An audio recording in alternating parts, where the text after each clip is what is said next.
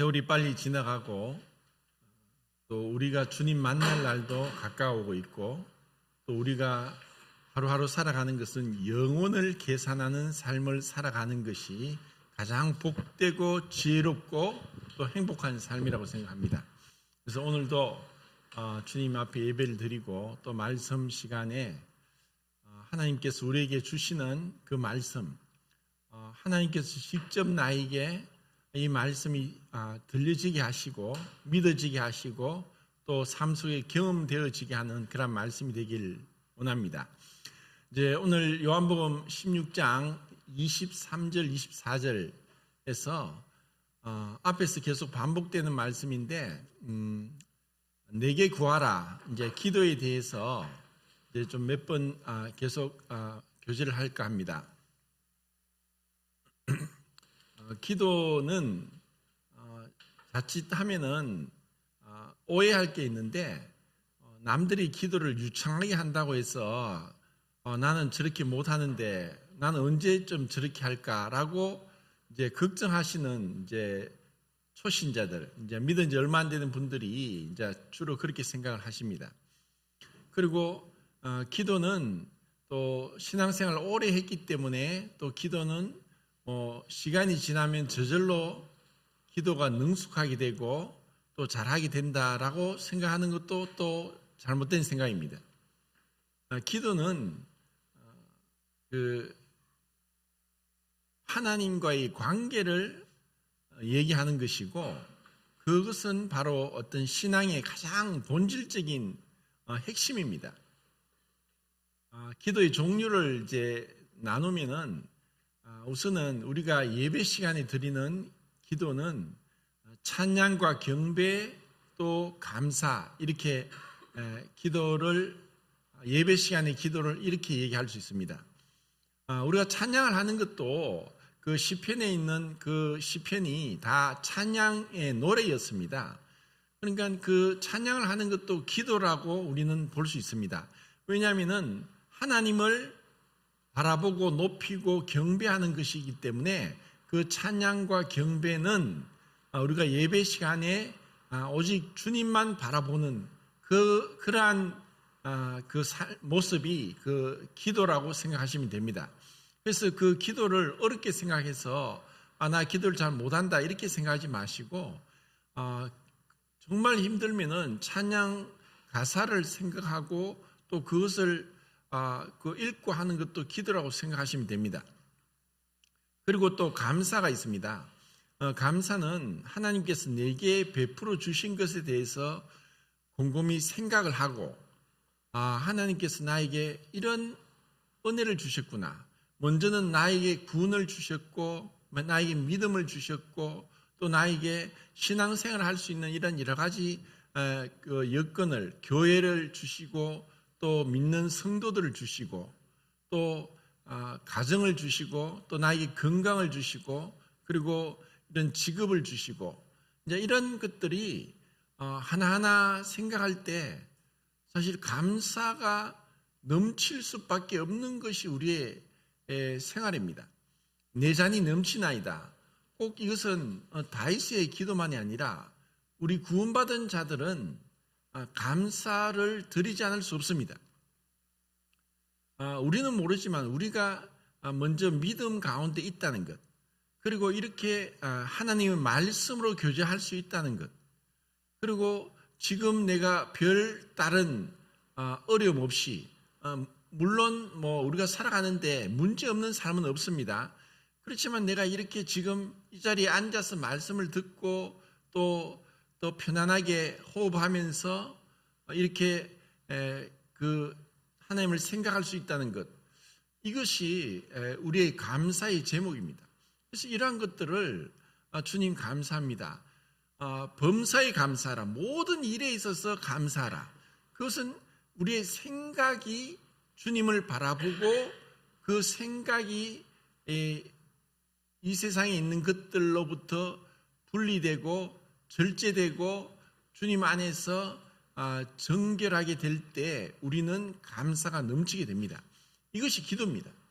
감사의 기도, 찬양과 경배와 감사는 꼭 우리가 예배 시간에 드리는 것이 아니라 우리 매일매일의 삶에서 주님 감사합니다. 주님, 나 같은 죄인 살리신 주님 감사합니다. 이런 그 기도가 감사로 제사를 드린 자가 나를 영화롭게 한다라고 주님이 말씀하셨기 때문에 그 감사를 주님이 받으시길 기뻐하십니다. 주님이 기뻐하시는 것이 뭐 수소와 염소의 피를 기뻐 받으시겠느냐라고 말씀하시면서 감사로 제사를 드리는 자가 나를 영화롭게 한다는 것입니다.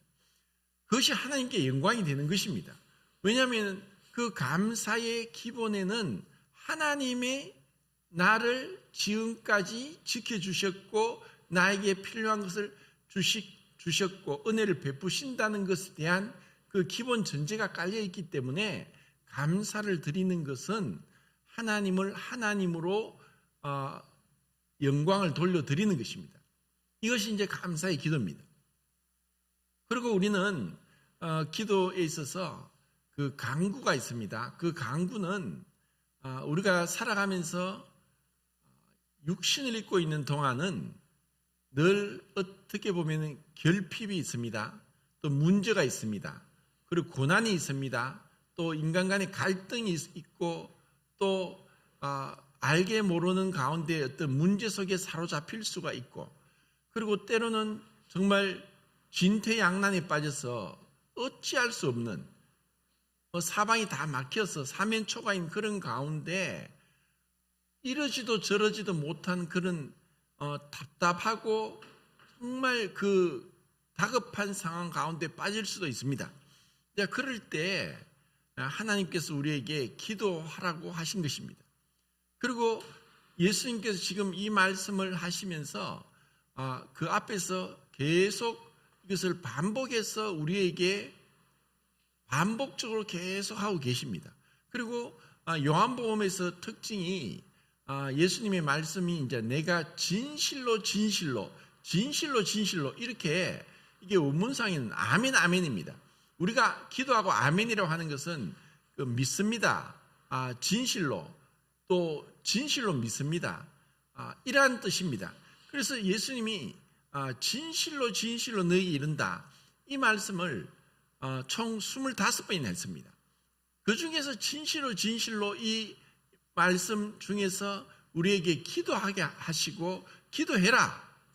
그럼 내가 듣겠다, 응답하겠다. 이런 어떻게 보면 우리에게 백지수표를 내미시고 우리에게 이 엄청난 약속을 하신 겁니다. 그런데 제가 이렇게 이제 목회를 하면서 정말 어려움에 처한 그러한 성도들이 정말 이렇게 어려운 문제에 있고 또 정말 어떻게 피할 길도 없고 그런데 기도를 금방 이렇게 하지 않고 자신의 방법대로 할 수 있는 방법을 다 서서 어떻게 이걸 해결하려고 하는 이러한 경우를 보게 됐습니다. 또 제 자신도 그렇게 생각하니까 정말 먼저 하나님 앞에 기도를 해야 되는데 그분께 의뢰하고 그분께 도움을 구하고 그분께 잠잠히 내가 여호와를 기다렸더니 여호와께서 내게 응답하셨도다. 이러한 어떤 그 시편 기자의 고백처럼 그런 마음보다 우선은 당장은 내가 할 수 있는 방법, 인간적인 방법, 그 수단 방법을 다 해보고 있는 그런 자신을 발견하게 되더라고요. 그때 우리는 이 주님의 약속을 우리가 붙잡고 그 기도를 배우게 되는 것입니다. 그러니까 하나님께서는 때로는 어떻게 보면은 우리에게 의도적으로 교육적인 목적으로 또 우리를 연단하시기 위해서 우리를 그 성숙하게 하기 위해서 이 어려움을 주실 수도 있다고 생각합니다. 왜냐하면 그래야만 우리가 엎드러지니까. 그러지 않고서는 우리가 주님을 믿는다라고 하면서 정말 주님을 믿는지 내 자신의 지혜를 내 자신의 어떤 방법을 또 아니면 내 자신이 가지고 있는 그런 어떤 능력을 아니면 내가 가지고 있는 이든 돈이나 재물이나 또 인간적인 인간 관계를 통한 그런 관계를 통해서 정말 주님을 믿지 않고 인간적인 방법으로 해결하려고 하는 그러한 모습들이 있다는 것이죠. 그러면 주님은 더 어려운 가운데로 몰아가실 수 있어요. 그러면 뭐 야곱도 그랬듯이 또 바울도 그랬듯이 내 마음에 사형 선고를 받았다. 더 이상 내가 할 수 있는 방법 다 했는데 이제는 마지막에는 형이 에서가 400명의 군사를 이끌고 나를 죽이러 쳐들어오고 있다. 이제 내가 앞에 있는 내 자녀들, 내 아내들을 또 내가 이제껏 수고하고 20년 동안 정말 잠자지 않고 고생하면서 그 라반의 집에서 모았던 그 가축대들을 다 나누면서 형의 환심을 사고 형의 마음을 돌이켜서 형이 나를 죽이지 못하도록 내가 피할 길을 찾도록 다 그렇게 방법을 꾸며놓고 자기는 가지 못하고 그냥 야뽕 강가에 그냥 머무르다가 하나님의 사람을 만나 씨름을 하는 거죠. 어쩌면 이것이 야곱이 그랬듯이 또 어떻게 보면 그렇게 뛰어난 위대한 사도인 바울조차도 고린도후서에서 내가 마음의 사형 선고를 받았다. 그것은 왜? 내가 내 자신을 의지하지 않고 죽은 자를 다시 살리신 하나님만 의지하게 하기 위함이다. 우리 인간인지라 우리가 하나님을 믿는다 말을 하지만 정작 정말 하나님 제가 지금 이런 가운데 있습니다 하고 정말 다급하게 그분께 나갈 수 있는 그런 마음이 있기까지 우리는 더 깨어져야 되고 부서져야 되고 낮아져야 되는 것입니다. 그것이 주님께서 우리에게 원하시는 것이 아닌가 그런 생각합니다. 그러니까 이 내게 부르짖어라. 예레미야 말씀에 내게 부르짖어라. 내가 네게 크고 비밀한 일을 보여주겠다. 내게 구하라. 네가 알지 못하는 그 비밀한 일을 네게 보여주겠다. 주님이 이렇게 말씀을 하시는데도 불구하고 지금 우리가 그것을 믿지 않는 것이고 말씀을 믿지 않고 주님을 믿지 않고 내 자신을 믿는 거예요. 내가 할 수 있다는 생각하는 거예요. 오래전에 정말 90년대 80년대 말인가 90년대 초에 중국에 이제 선교로 가신 분이 그 당시에는 이 중국 공안 당국이 굉장히 삼엄하게 감시를 하고 또 교회도 3자 교회만 허용을 하고 복음을 전하지 못하고 중국 공산당이 허락한 가운데서 교회가 운영되도록 하니까 그 겉으로 드러난 교회는 다 가짜 교회인 거예요. 그러니까 진짜 믿는 사람들은 지하에서 숨어서 몰래 예배를 드리고 또 선교사들도 가서 내가 선교사라고도 말을 하지 못하고 비밀스럽게 선교 활동을 하니까 이 공안 당국이 눈이 시퍼렇게 해서 쫓아오고 잡아가 가두고 고문하고 이러한 때였습니다. 그때 선교로 갔던 분이 정말 이리저리 도망을 가고 하는 그런 가운데 아이들 어렸는데 그 아빠가 복음 전하다가 공안 당국에 숨어서 이리 도망 저리 도망 그리고 때로는 집에 숨어서 막 죽은 듯이 막 옷장 안에 숨어서 정말 꼼짝 안 하고 있던 그런 모습들 그리고 공안 당국이 와서 막 집을 뒤지는 이러한 모습들 가운데 이 아이들이 너무 불안하니까 아이들이 기도를 하게 된 거예요. 하나님 도와주세요. 우리 아버지 잡혀가지 않게 해주세요. 그래서 이제 그 선교사가 이제 하는 말이 내가 정말 뭐 선교에서 별로 얻은 소득은 없지만 우리 아이들이 어려움 가운데서 기도를 무엇인지 배우게 한 것이 가장 큰 수학이다. 이런 얘기를 들었어요. 그래서 정말 어려움이 있어야만 우리는 기도한다는 거예요. 지금 우리나라는 너무나 풍족한 가운데 있어요. 얼마 전에 제가 탈북자의 그 간증을 들었는데 탈북자가 그런 이야기해요. 이게 이제 한국에 와서 탈북을 해서 한국에 와서 보니까 사람들이 무엇을 먹을까, 무엇을 입을까 어떻게 하면 잘 살까? 이런 고민에 빠져 있더라. 그런데 자기가 북한에 있을 때는 죽느냐 사느냐 문제였다. 죽느냐 사느냐 문제였고 굶어 죽느냐 뭐라도 입에 풀칠을 해서 굶어 죽지 않느냐. 그리고 내가 정말 죽음을 각오하고 여기서 탈출을 해야 되느냐.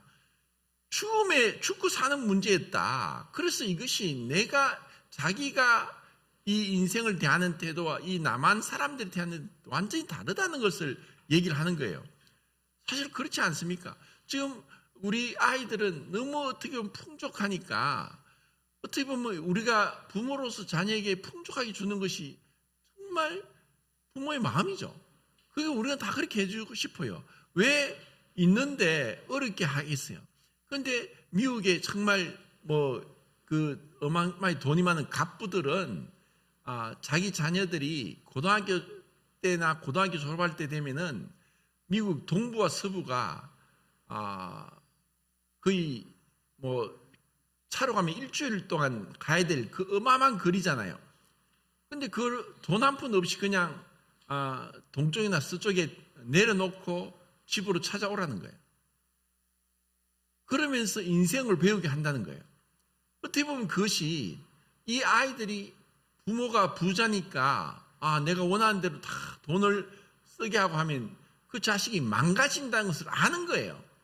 그러니까 때로는 고생을 해서 정말 자기가 어려운 처지에 했을 때 어떻게 이것을 이겨내는가, 이런 어떤 정신적인 어떤 인내도 또 정신적인 어떤 무장도 하게 하고 그렇게 하는 것이 교육이다는 얘기를 들었거든요.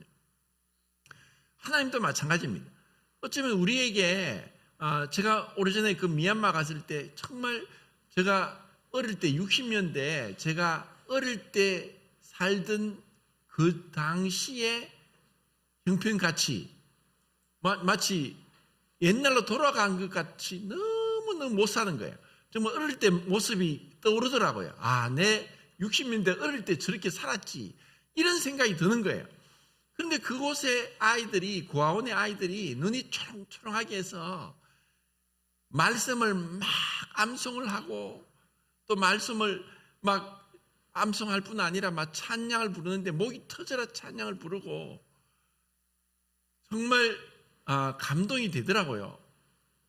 그런데 그 아이들에게 왜 무엇이 저렇게 하도록 했을까? 그렇게 먹을 것도 밥을 먹는데 그냥 밥하고 콩조림 다예요. 밥과 콩조림, 반찬이 다른 게 없어요. 한 가지로 그냥 밥을 먹는 거예요. 이런 어려운 가운데서 그들에게 이 말씀이 그냥 풍요로운 가운데 있는 아이들과는 다르게 다가온다는 것을 보게 되면서 모든 게 풍족하게 좋은 것이 아니구나. 그러니까 우리가 정말 그 기도를 배운다는 것, 이 어려운 가운데서 정말 제가 이제 이 기도에 대해서 이제 그전에도 제가 한번 그런 교제를 한 적이 있는데 사무엘상 30장을 계속 제가 반복해서 계속 들었어요. 들으면서 다윗이 블레셋과의 도망을 가서 사울에게 도망가서 어쩌면 그 가운데 도망간 것에 대해서 잘못했다고는 할 수 없겠죠. 왜냐하면 그 유다 영토에 있다가는 사울에게 죽을 거니까. 그래서 도망을 가니까 또 다윗 주변에 억울한 자, 빚진 자, 원통한 자, 이런 많은 사람들이 모여 들어가 그들이 한 600명이 정도 되었어요. 그러면서 그들이 이제 이렇게 다니면서 아말렉도 이제 처부수고 또 필요한 것도 이렇게 탈취도 하고 이렇게 했었는데 그 시글락에서 처자식을 두고 그 블레셋에 간 동안에 아말렉이 복수를 하는지 와서 그 시글락을 다 불태워버리고 처자식을 다 사로잡아서 포로로 잡고 도망가 버린 거예요. 그러니까 그 다윗이 그 600명의 군사와 함께 시글락에 와 보니까 자기들 그 시글락 성읍이 다 불타버렸어요. 다 타버린 거예요. 그런데 그 처자식은 하나도 없어요. 다 잡혀간 거예요. 그런 완전히 망연자실해서 울 기력이 없을 때까지 목 놓아 울 수밖에 없이 울다가 이제 울음이 끝이니까 그 600명의 동고동락했던 군사들이 갑자기 돌을 들어 다윗을 죽이려고 하는 거예요. 네 때문이다. 네 때문에 지금 우리가 처자식이 다 잡혀갖고 지금 이 성읍이 다 불타버렸다. 돌로 쳐 죽이려는 거예요. 이런 상황 가운데 다윗이 아니 어디 감히 나에게 그래도 지금 내가 도망자 입장이지만 내가 너희들이 대장이고 너희들이 지도자인데 어디 나이 하냐 하고 그들 중에서 반역자들을 처단하거나 뭐 심판하지 않았고 그가 무엇을 했느냐? 아히멜렉의 아들 아비아달이죠. 제사장에게 에봇을 가져오너라. 에봇은 뭐냐면 대제사장이 입는 옷이고 그 대제사장의 옷은 하나님 앞에 가서 기도할 때 입는 거예요. 그 에봇을 입고 하나님께 기도한 거예요. 하나님, 지금 제가 쫓아가면 사로잡힌 처자식을 되찾아올 수 있습니까? 다윗이 그 당시에 한 행동은 거기서 그냥 주저앉았지도 않았고 절망하지 않았고 또 인간적인 방법으로 이것을 해결하려고 하지 않았고 첫 번째 그 가장 위급한 시기 어찌할 수 없는 가운데 다윗은 기도했다는 것입니다. 그것이 바로 다윗이 하나님 마음에 합한 자라는 거예요. 그리고 제가 읽으면서 몇 가지 정말 기도한다는 것은 기도하는 자세가 어떠한지를 다윗을 통해서 또 보여주시는 거예요. 첫 번째는 이제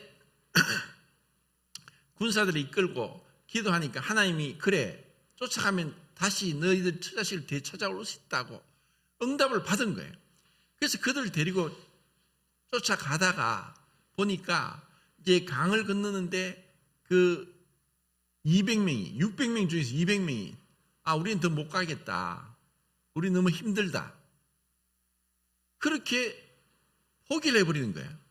그러니까 지금 한시가 급하고 또 그들을 붙잡아간 처자식을 붙잡아간 자들이 어느 정도의 군사가 몇 명이 되는지도 모르는 가운데 힘을 모아서 어떻게 하든 빨리 쫓아가서 그들이 사로잡힌 자들이 죽기 전에 어떤 봉변을 당하기 전에 되찾아와야 될 그런 위급한 시기에 200명이 그냥 주저앉아 버리는 거예요. 못 가겠다는 거예요. 너무 지쳤다.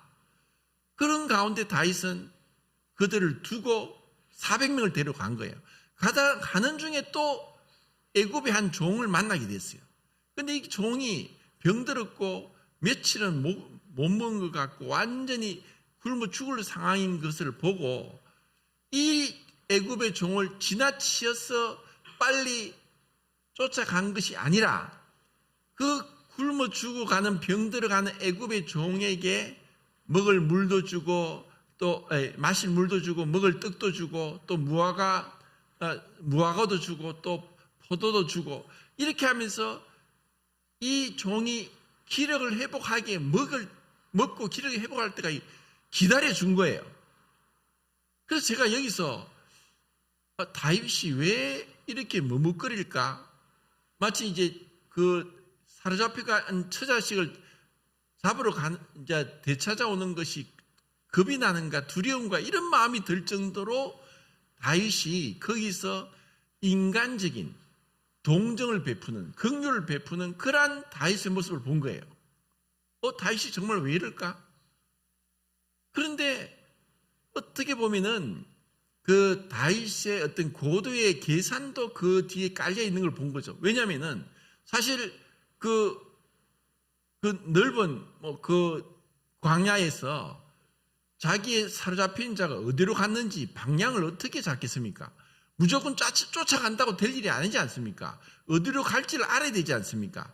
그래서 어떻게 보면은 이 버려진 애굽의 종을 통해서 이 자기들이 어디로 가야 될 방향을 가르쳐 줄 수 있겠다는 계산을 했던 것 같아요.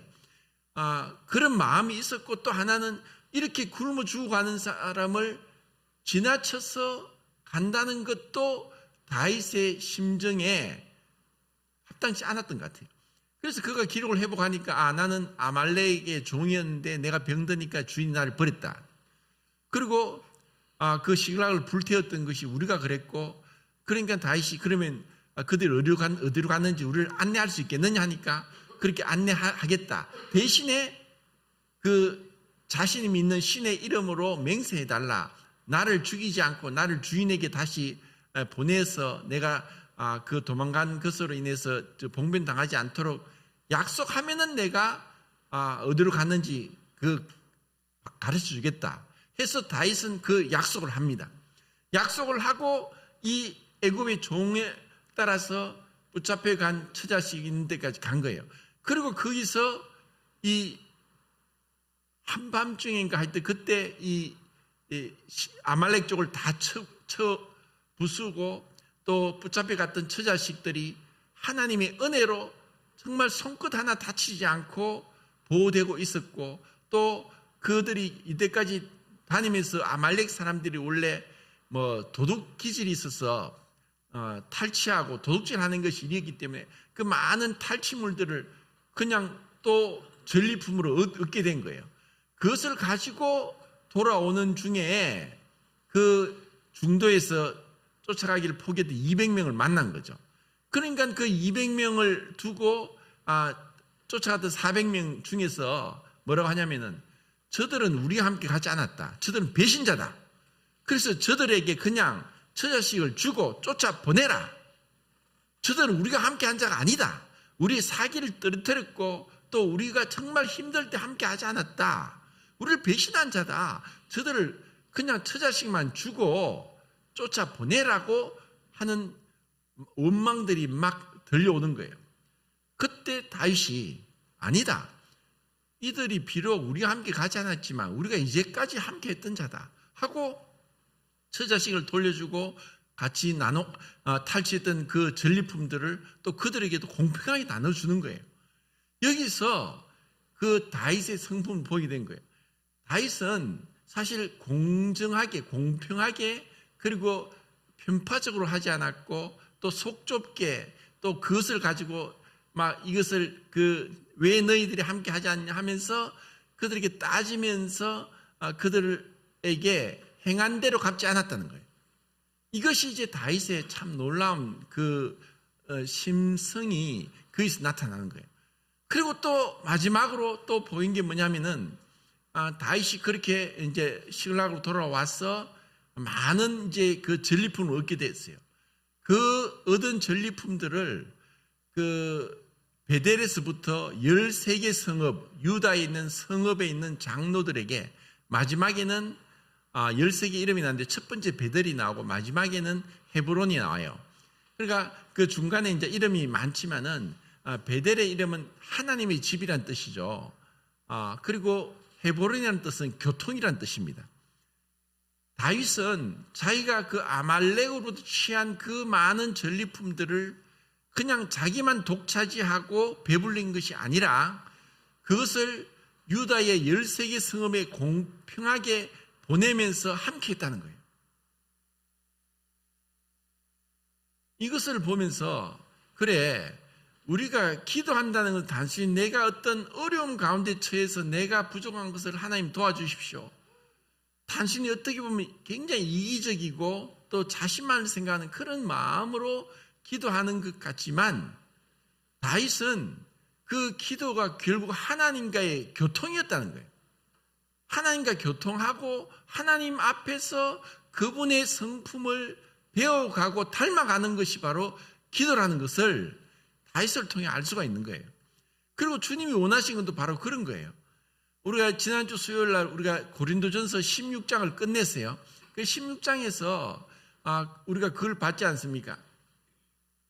예루살렘 교회가 굉장히 이제 기근 가운데 그 가난한 자가 많아지고 어려움이 있었던 것은 그 당시에 그 유대인들 중에서 예수님을 믿는다고 하면은 아직까지 예수를 믿지 않는 유대인 가정에서 쫓겨나고 직업을 잃게 되고 자신의 재산도 잃게 되는, 정말 지금도 어쩌면 그렇게 그럴 정도로 유대교가 하나의 국가 종교였는데 그 당시에 예수를 믿는다는 것은 유대교에 대한 배신인 거예요.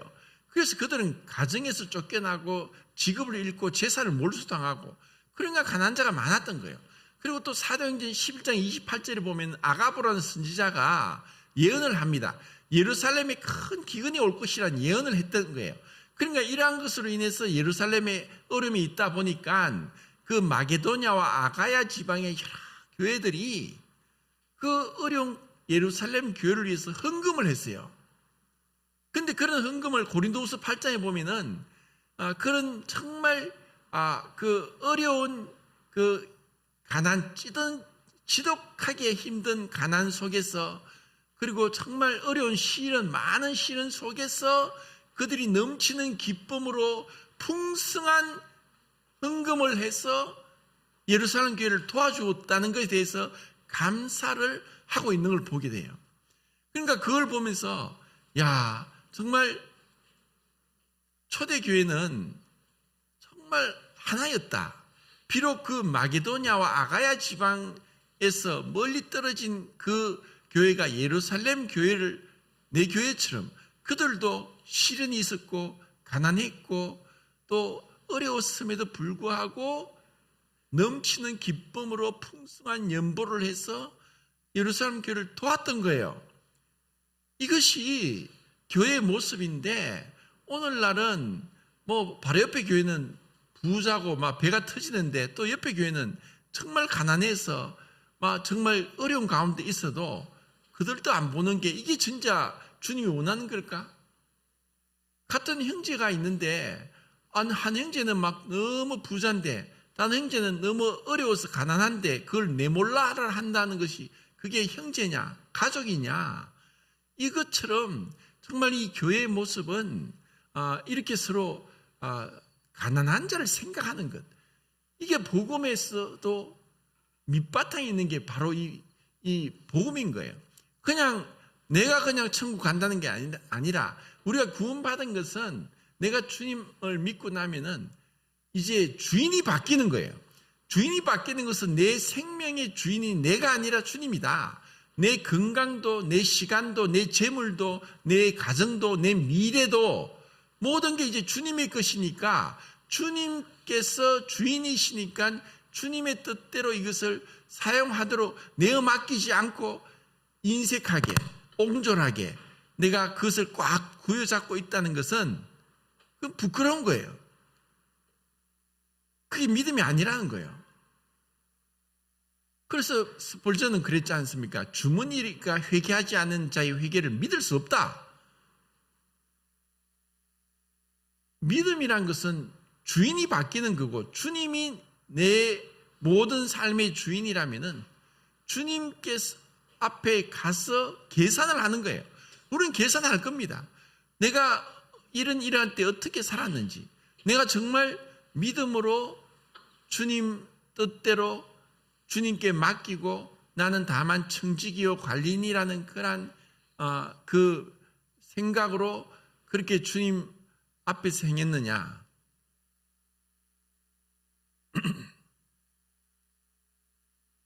참 주님께서 정말 우리에게 은혜를 주셔서 그 초대교회 때 그렇게 한 교회로서 형제 사랑이 넘쳤던 것처럼 결국 그 주님 앞에 가까이 가면은 주님의 마음을 갖고 오늘 찬송한 것처럼 주님의 마음을 갖게 될 때 우리의 마음이 넓어지는 거예요.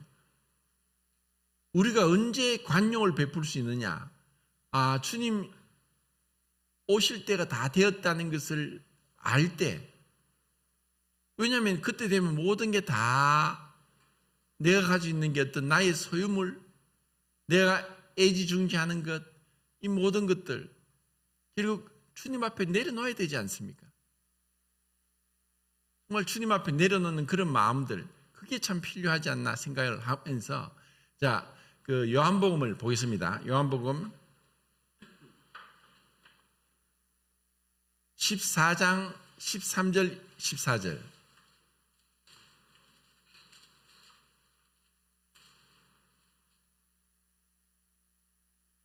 14장 13, 14절 읽겠습니다. 시작.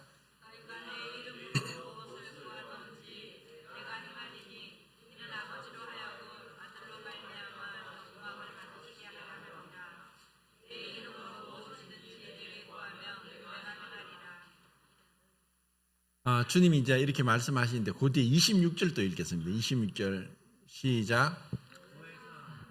아버지께서 내 이름으로 보내실 성령 그가 너희에게 모든 것을 가르치고 내게 너희에게 말한 모든 것을 생각나게 하리라. 예. 15장 16절. 15장 16절 시작. 내가 택한 것이 이는 너희로 가서 맺게 하고 또 너희 열매가 항상 있게 하여 내 이름으로 아버지께 무엇을 구하든지 다 받게 하려 함이라. 예. 16장 13절 14절 시작. 그러나 진리의 성령이 오시면 그가 너희를 모든 진리 가운데로 인도하시리니 그가 스스로 말하지 않고 오직 들은 것을 말하며 장래일을 너희에게 알리시리라. 그가 내 영광을 나타내리니 내 것을 가지고 너희에게 알리게 했습니다. 23절 24절 시작. 그날에는 너희가 아무것도 내게 묻지 아니하리라. 내가 진실로 진실로 너희에게 이르노니 너희가 무엇이든지 아버지께 구하는 것을 내 이름으로 주시리라. 지금까지는 너희가 내 이름으로 아무것도 구하지 아니하였으나 구하라. 그리하면 받으리니 너희 기쁨이 충만하리라. 사실 이제 그 비슷한 말씀들을 주님이 계속 반복해서 말씀하시는데 우리의 신앙은 기도를 배워가는 것이 신앙입니다. 그리고 그 기도를 통해서 주님과의 관계가 더욱더 분명해집니다. 그리고 때로는 정말 그 다윗이 시글락에서의 완전한 사면초가의 진퇴양난에 빠진 것처럼 그런 어려운 가운데 있을 때 주님을 나가는 거예요. 그리고 주님이 이 모든 걸 알고 계신다. 또 주님이 우리에게 이 백지수표를 내미셨다. 기도하라고 말씀하셨고 기도를 응답하겠다고 약속하셨고 또 그것을 반복해서 말씀하셨다. 내게 부르짖어라. 내가 응답하겠다. 내가 너희를 만나겠다. 크고 비밀한 일을 보여주겠다. 구하라. 그러면 얻을 것이요 찾아라. 그러면 찾을 것이요 두드리라. 그러면 너희에게 열릴 것이니 구하는 이마다 얻을 것이요 찾는 이가 찾을 것이요 두드리는 이에게 문이 열릴 것이다. 하나님이 그렇게 말씀하신 거예요. 그러니까 그 말씀을 붙잡고 정말 우리가 이 문제를 볼 것이 아니라 어려움을 볼 것이 아니라 그 갈등 속에서 어떡하지 낙담하고 좌절하고 염려하는 것, 이것은 주님이 원하지 않는 거예요. 빌립보서에도 그랬지 않습니까? 너희가 아무 염려하지 말고 오직 너희 구할 것을 감사함으로 하나님께 아뢰라는 거예요. 왜? 우리는 아버지께 나가는 거예요. 그분이 우리의 아버지인 거예요. 우리는 그분의 자녀예요. 자녀가 그 부모에게 어떻게 보면 인간 관계에서 가장 긴밀하고 친밀하고 그리낌 없고 부담 없고 언제든지 요구할 수 있는 게 부모 자식 간이죠. 그렇다고 해서 육신의 부모가 다 채워주지 못하는 걸 알고 있어요. 그런데 우리의 부모는 하나님의 아버지예요. 하나님 아버지고 창조주 하나님이고 이 만물의 주인 되시는 분이 우리에게 말씀하신 거예요. 그런 말씀을 우리가 소리 듣고 믿음 없이 낙담하고 좌절한다면은 그분이 기뻐하시겠습니까? 주님이 왜 그렇게까지 하십니까? 내가 너희를 기쁘게 해주겠다. 내 기쁨이 충만케 해주겠다. 내 너희 기도를 응답해 주겠다. 내게 부르짖어라. 기도해라. 얼마나 우리가 믿음이 없었으면 마음에 그것은 주님을 바라보지 않는 것이고 믿음의 주여 온전케 하시는 그분을 바라볼 때 우리가 이 어려움 속을 이겨나갈 수 있는 거예요. 자, 마지막으로 요한일서 5장 14절을 보고 마치겠습니다. 요한일서 5장 14절.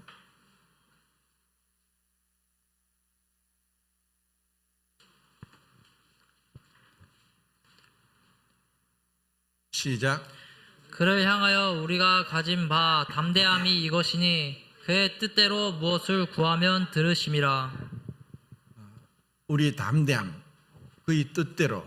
자, 그것은 주님의 말씀을 알고 또 앞에서 봤던 다윗이 그런 인간을 향한 긍휼을 베품, 동정심, 불쌍히 여기는 마음, 공평한 마음, 그리고 인색하지 않고 옹졸하지 않고 또 예루살렘 교회를 향해서 마게도냐 아가야 교회가 마음을 넓히고 그들을 동정해서 극한 가난한 가운데서도 그들을 도와주기 위해서 헌금했던 그러한 그 아버지의 마음과 같이, 아버지가 자식을 불쌍히 여김 같이 그런 마음으로 그 뜻 가운데 우리가 주님께 나가면은 주님이 들어주신다고 약속하신 거예요. 이것을 경험할 때 우리는 그분이 나의 아버지시다. 그분 안에 내 안식이 있고 평강이 있다. 그분이 나의 기도를 들으신다.